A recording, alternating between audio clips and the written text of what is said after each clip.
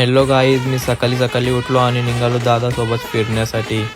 तर दादाने आणला आता मला आरटीओ ऑफिसमध्ये सकाळूच, कारण की त्याच्या गाडीवर लावलेली पक्की मोठी फाईन तीच भरण्यासाठी आलो कलंबोलीला आरटीओ ऑफिसमध्ये. आणि आता उद्या आहे आमचा पेपर बीकेचा, तर घेतला अभ्यास करण्यासाठी आणि डोक्यात काही शिरतच नाही बीकेचा.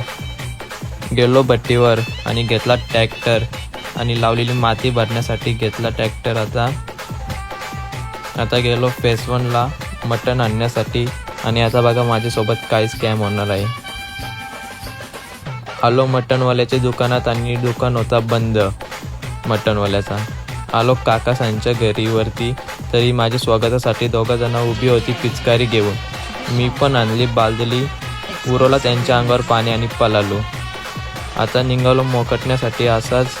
तर भेटूया नवीन ब्लॉगमध्ये उद्या होलीच्या.